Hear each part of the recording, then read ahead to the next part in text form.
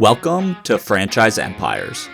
And I'll let Chelsea kind of speak to another issue, which is probably staffing. Yeah, staffing is definitely, I think, the biggest challenge. When we interviewed other franchisees, we heard quite frequently, always be hiring. We didn't quite understand what that meant until we got into it. There's quite a bit of turnover just in this profession with these coaches.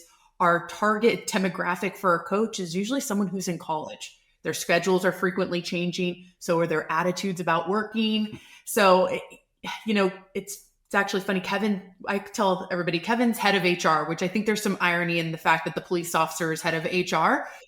But he's very good at having hard conversations. And that is understated. I thought I would be better at that. Kevin is great at explaining that you need to show up to your shift. You need to show up on time. You need to be wearing your jersey. So managing people and retention has definitely been an unforeseen challenge. We were warned, but something that you just don't quite experience till you're in it. And having said all that, you know what? I like to call it things that are often said but unsaid, like maybe skipped over, is the type of person that does great in this is the type of person that just gets a surge of endorphins from giving back, right? And you hear about not just the obvious give back is to the kids in the community, but giving back to other franchisees. But even more so, we talk a lot about this now when you're onboarding.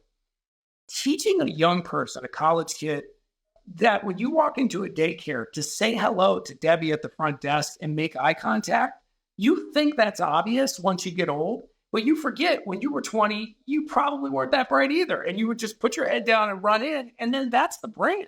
Like the brand is this person that's unfriendly, that doesn't say hi.